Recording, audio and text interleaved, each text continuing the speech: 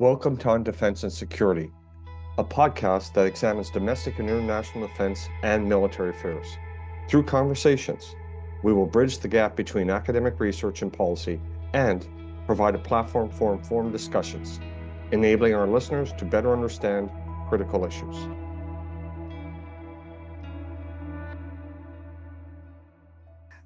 Good afternoon, everybody. I'm Pierre Jolicoeur, the host for this podcast today.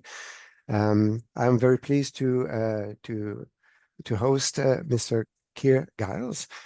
Keir is a senior consulting fellow at the Russia and Eurasia program at Chatham House in United Kingdom.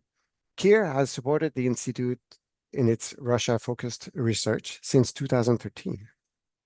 Previously, he worked with the BBC Monitoring Service and the United Kingdom Defense Academy, where he wrote and advised on Russian military, defense and security issues, including human factors influencing Russian security policy, Russian security and doctrine, the Russian view of cyber and information security, and Russia's relations with its neighbors in Northern Europe. Keir published multiple books. In 2022, he published Russia's War on Everybody and What It Means for You. The following year, he published also how Russia uses nuclear threats to shape Western responses to aggression. And finally, last year, I don't know if it's the last book, but it's the last that I'm aware of. In 2024, I think it was in November, so about 6 months ago, he published Who Will Defend Europe? An Awakened Russia and a Sleeping Continent. So with such a pedigree, I'm truly pleased to have the opportunity to ask our guest today a few questions about his latest study.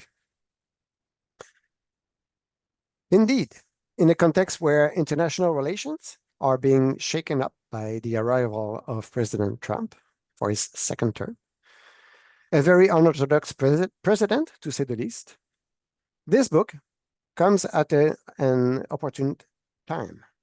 The United States' hesitations regarding the war in Ukraine, its attempts at rapprochement with Russia, despite the fact that it is the aggressor state, and despite the threat it poses to the European continent, President Trump's worrying remarks about NATO or the possibility of not defending states that would be victims of Russia if they do not spend 2% of their GDP on defense, a threshold sometimes set at 5% by the American president.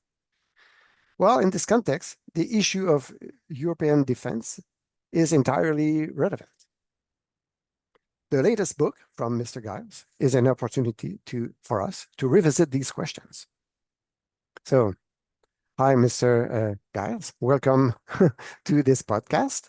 On behalf of CIDP Research Community, I'm very pleased to host you today, and thank you for joining us for this podcast. Thank you very much, Pierre. It's a pleasure to join. Yeah. So the title of your latest book, Who Defends Europe? Since you wrote the book, we have witnessed monumental changes in the European and Western security architecture. Did you see this coming? And what, in your view, we should do about them to better be able to defend ourselves?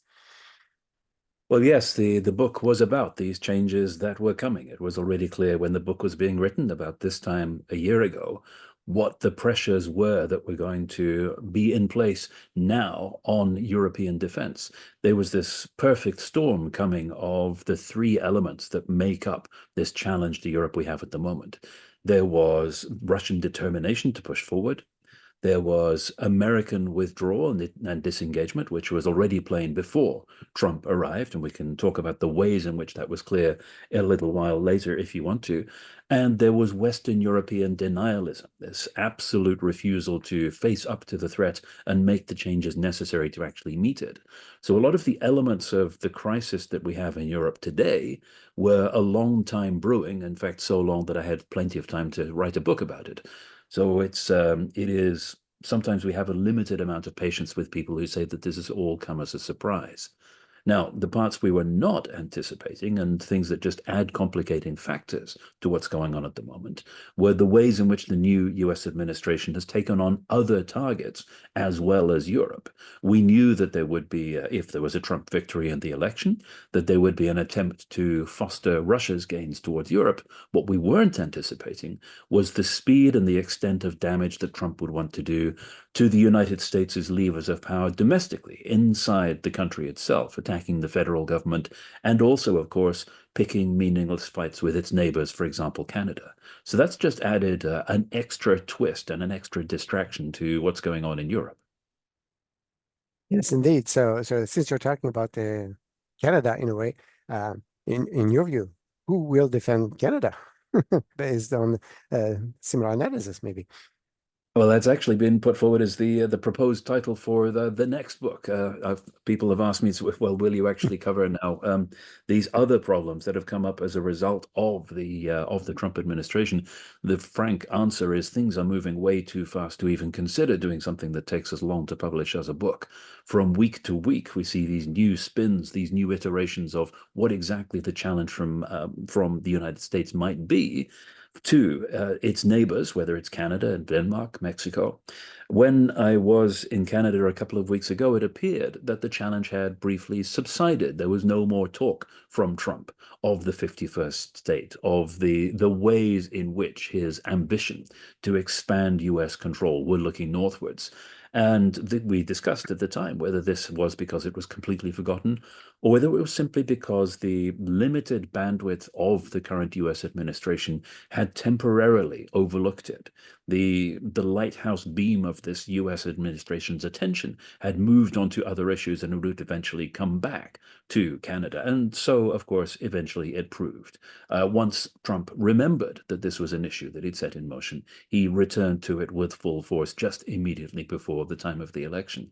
So it is a saving grace for a lot of the potential targets of Trumpism that this small group of individuals that is in control in the White House only has a certain amount of capacity for taking on essentially one target at a time, but that doesn't necessarily mean that the threat is any less. As for who will defend Canada, we've also been having a lot of conversations about the parallels between the experience of Eastern European countries in the last century suddenly faced with an aggressive totalitarian threat and the experience of countries like Canada and Denmark today, where the value of allies, if they are far, far away and also very preoccupied with their own problems, is strictly limited. Yeah, so it's good that you mentioned that a few weeks ago. It seems that the pressure on Canada was going away slowly, or maybe a little bit only, but it came back again. So over the last weekend, the President Trump reissued his interest for Canada. He did not mention a military invasion, but he did mention that he wants Canada still to be the 51st state of the United States. But he was not that sympathetic with the Greenland and our European neighbors. So, do you think that it is there's a sequence here? Will he proceed with a kind of sequence and with the ambition of growing and become a new empire, or what is the ultimate goal of this administration? It's hard, of course, to tell what the ultimate goal of the administration is. We can tell what Trump thinks his goal should be. And I think it is not oversimplifying it to say that his sympathy with Putin extends to this idea that Putin espouses, of course, of great powers which have the right to empire within their neighborhood. And it may seem entirely normal and natural to Trump that if Putin is allowed Ukraine, then he himself should have some form of territorial expansion to put to his credit. And there may not be anything as systematic as a game plan, a sequencing, a way in which Trump actually wants to achieve this. But what is very disturbing is the commonality in language and in approach and in framing of the issues that we see between Putin talking about Ukraine and Trump talking about Canada. This direct mirroring of some of the concepts, the conceptualization of the problem that we see, saying that it is a fictitious border, devaluing the sovereignty and the right to existence of the neighboring country, questioning its history. All of these things are precisely the kind of playbook that we've seen from Putin and from those people that believe in reinstating the Russian Empire. And to hear them now voiced by a North American president, of course, is deeply, deeply disturbing.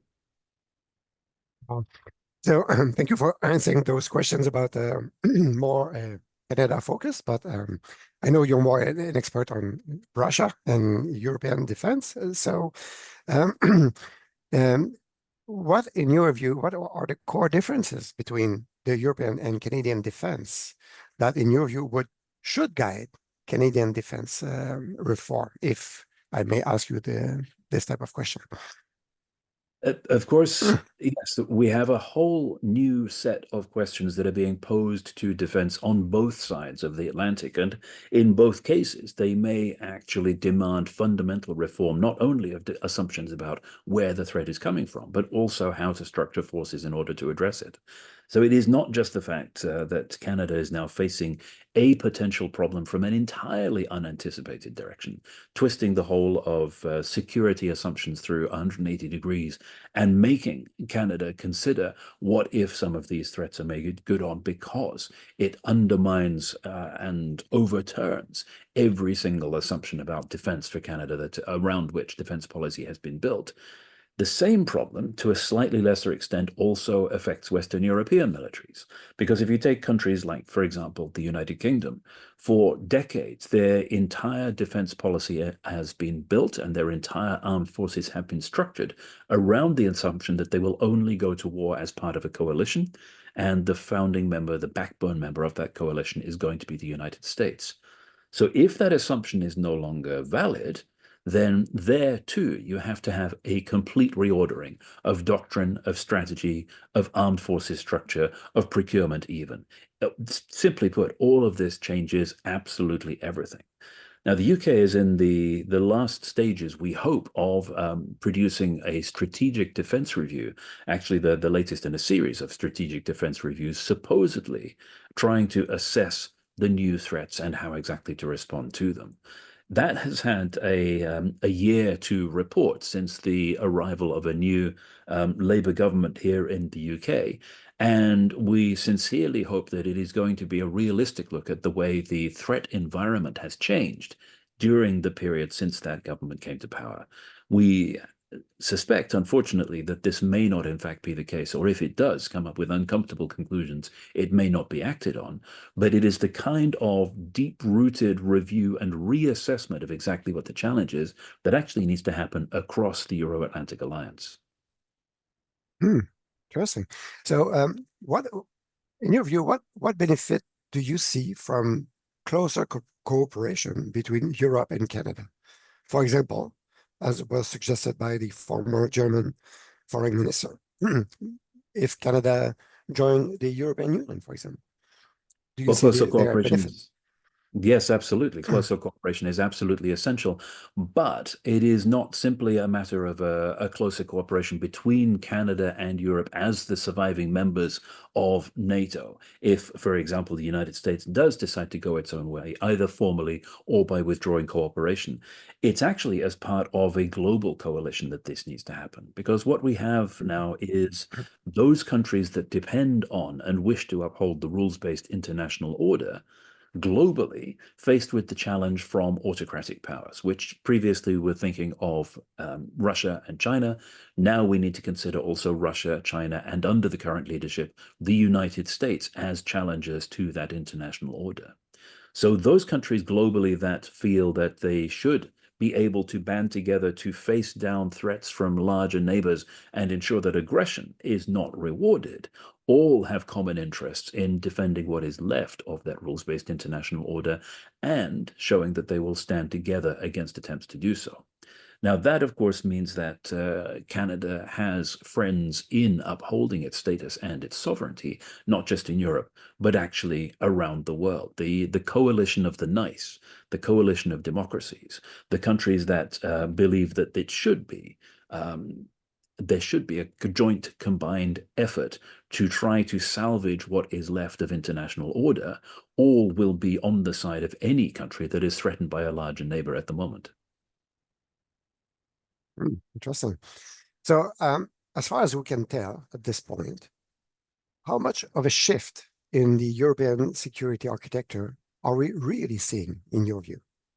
The Russian threat is not new, but how we are organizing to face Putin's aggression seems to be changing substantially. So, what, in your view, changed in the past few months, maybe? Well, it may appear to be changing substantially, but appearances can be deceptive. There isn't as much happening as there ought to be. We still have a situation in Europe where the frontline states are under no doubt as to the threats and have taken steps accordingly to defend themselves. The two examples of this that I bring forward in the book, again written a year ago, are Finland and Poland. Poland, because they have demonstrated conclusively that it is possible to make transformative investment in defense. Their share of GDP spent on defense is now climbing towards 5%, because they know that the alternative is a failure of deterrence, and if deterrence fails, a failure to actually deal with the consequences. So they are rearming rapidly as an investment in their own future. The other example being Finland, and Finland because not only of its own successful defense programs, but also because of civil defense, societal resilience, the way they prepare society to actually be a hard target for Russia's subthreshold campaigns, and to ensure that they can continue to function when they are under attack. But those examples don't carry west of Warsaw, and that's a phrase that I use repeatedly in the book. It's a dividing line which actually shows very clearly the distinction between those countries that are taking the threat seriously and those that are still semi-quiescent, which is effectively the supposedly major military powers of old NATO in Europe, who are still thinking about incremental changes to their defense budgets, possibly enough to arrest the decline in defense, not enough to bring about the kind of substantial change that's needed to face the Russian threat today. So there have been fine words said about the need to reinvest in defense. There have been large numbers thrown about in terms of the ability being provided fiscally by the European Union to spend on defense if countries wish to. But what we haven't seen is the action to follow that through. And each time we hear, for example, optimistic news reporting about the potential for Germany suddenly to spend vast quantities on reinstating its defense, we just have to think back 3 years to the Zeitenwende, to the promise that was made at the time that this would happen, and how little actually came of that. So there are no signs at the moment that those capitals west of Warsaw are actually realizing the gravity of the situation, or if they do, are able to transform that into political outcomes, explaining to the population what is required, and then pushing through the kind of change that is necessary to exert deterrence. It's probably the same for Canada as well, because further away from the European theater, didn't feel as threatened, so maybe it didn't feel the pressure to spend more on defense in the past years. But so maybe there's just a wake-up call for Canada now with a potential threat from the southern neighbor. In that context, let's talk a bit about NATO. So, what is the state of the NATO alliance at this point? Nobody really knows what the state of the NATO alliance is, and that's because of the big question mark over US involvement. We've heard all of the sound and fury from Trump about NATO, but what that actually translates into in terms of practical output in NATO headquarters and organizations is very different from what you get in the newspaper headlines. The previous Trump administration was already sufficiently alarming in terms of commitment to NATO that the United States put in place legislation to make sure that a president could not unilaterally withdraw from NATO. But of course, that's not the only way in which the United States could actually undermine the entirety of NATO functioning.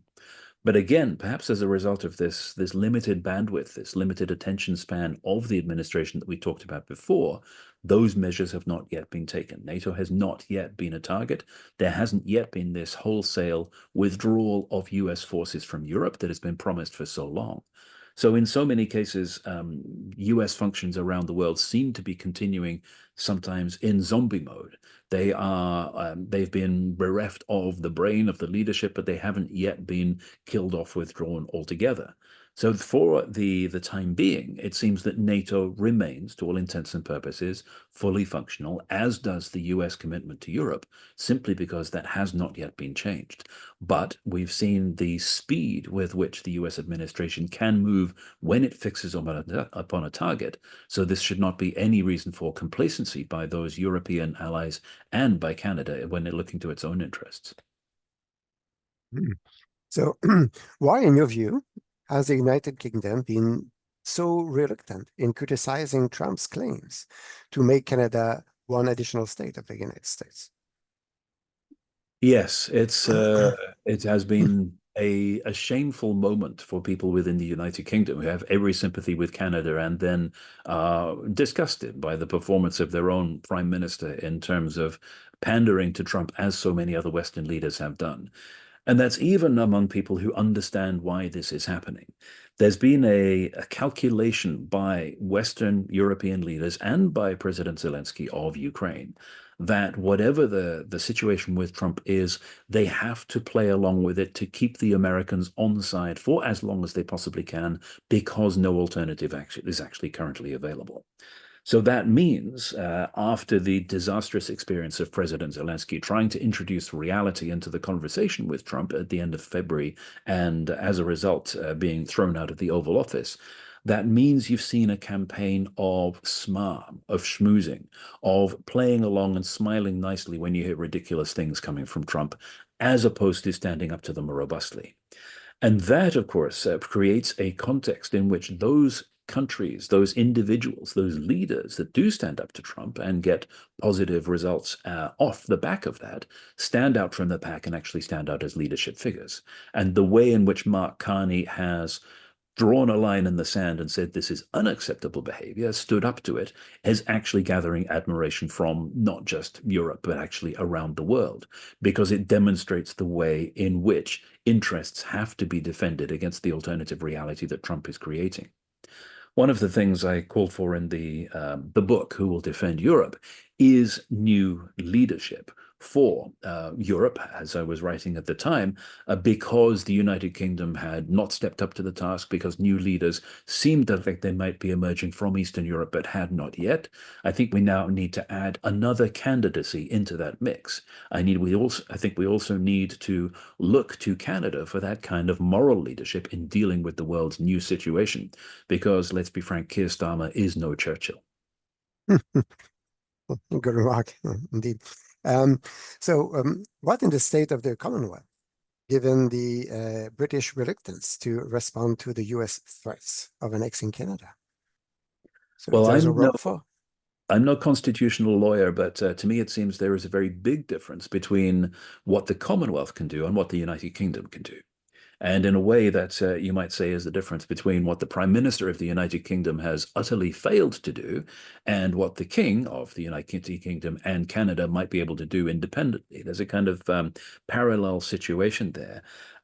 Commonwealth seems to have been fairly reticent in defense of Canada, but in a way that is possibly not as bad as bending over backwards to appease Trump. Whether or not this will actually be a means of showing solidarity with Canada that is actually a positive influence on the situation is something I think we won't be able to tell until it happens. But any demonstration of solidarity with Canada, of support for Canada that comes from anywhere around the world, I think is going to be of value simply in showing Trump like Putin, that you cannot pick off individual targets without there being costs and consequences from elsewhere around the world. Yeah. So these are all very interesting comments and a lot of considerations to think about for us.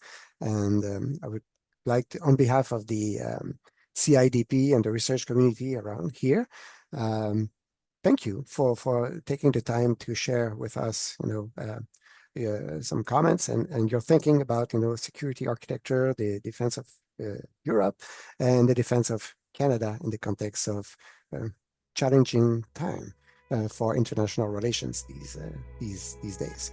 So I would like to thank you very, very deeply, because you took really the time to go maybe outside of your comfort zone and talk about more Canada than Europe or Russia, but that was very helpful for us to think about ourselves in this situation. So thank you very much for your time.